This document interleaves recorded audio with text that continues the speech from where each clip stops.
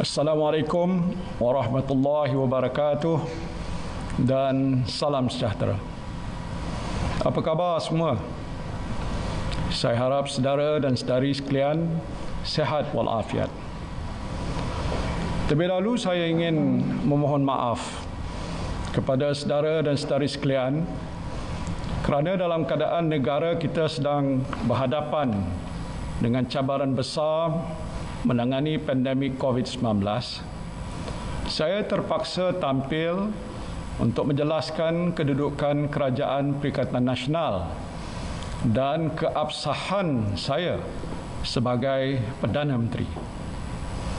Semalam saya telah menerima warkah daripada Kebawah Duli Yang Maha Mulia Seri Paduka Baginda Yang di-Pertuan Agong yang memaklumkan kepada saya terdapat 8 orang ahli Parlimen UMNO telah menulis surat kepada Yang di-Pertua Dewan Rakyat bahawa mereka telah menarik sokongan kepada saya.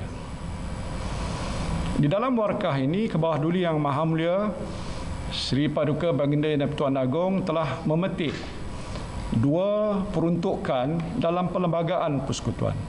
Pertama, perkara 43(2)A, iaitu Yang di-Pertuan Agong hendaklah terlebih dahulu melantik sebagai Perdana Menteri untuk mempromosikan jemaah menteri seorang ahli Dewan Rakyat yang pada hematnya mungkin mendapat kepercayaan majoriti ahli Dewan Rakyat itu.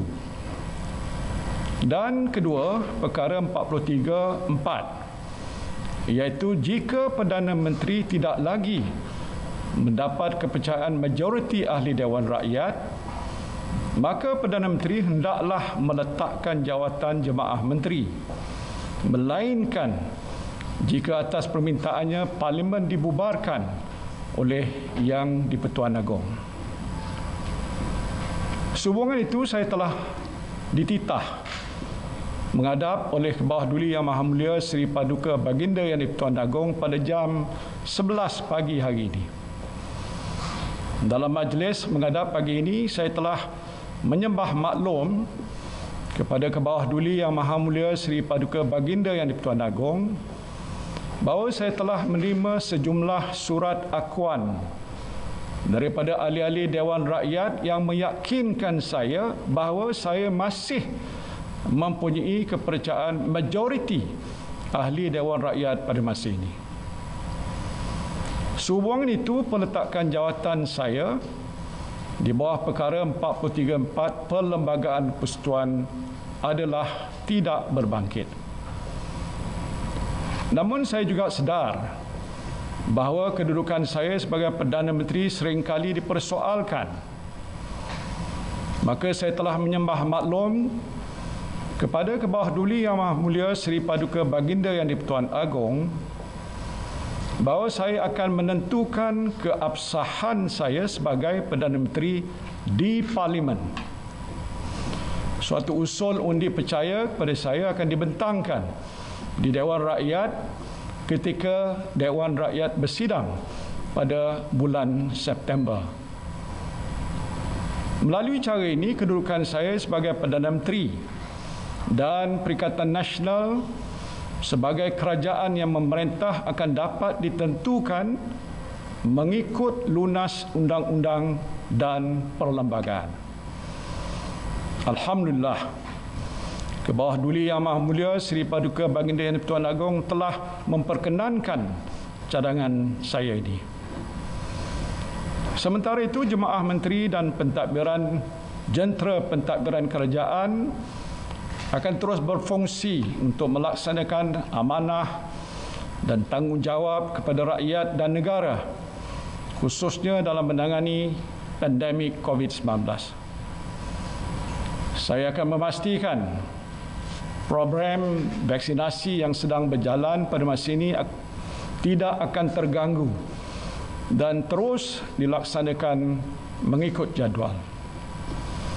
Begitu juga bantuan-bantuan yang telah diumumkan oleh kerajaan akan dapat diterima oleh rakyat tanpa sebarang halangan. Saya menyeru kepada semua penjawat awam, khususnya para frontliners, agar terus tabah melaksanakan tugas dan tanggungjawab anda tanpa terganggu dengan kamalat politik yang sengaja dicetuskan oleh pihak-pihak tertentu yang cuba menangguk di air yang keruh. Saya tahu bahawa mereka kurang senang dengan ketegasan saya untuk tidak melayan beberapa tuntutan mereka, termasuklah desakan supaya saya mencampuri urusan mahkamah untuk membebaskan beberapa individu yang sedang didakwa atas kesalahan jenayah. Saya juga telah dituduh menderhaka kepada raja, sedangkan apa yang saya lakukan adalah semata-mata untuk memelihara keluhuran perlembagaan dan mempertahankan kemuliaan institusi raja berperlembagaan.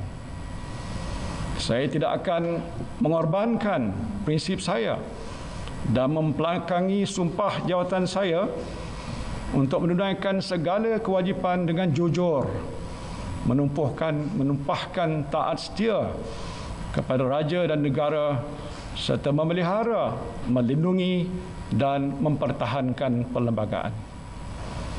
Saya doakan agar rakyat dan negara kita terus dilindungi oleh Allah Subhanahu wa taala, dan kepadanya lah jua kita berserah. Faiza azamta fatawakkal 'ala Allah. Wabillahi taufiq wal hidayah. Wassalamualaikum warahmatullahi wabarakatuh. Oh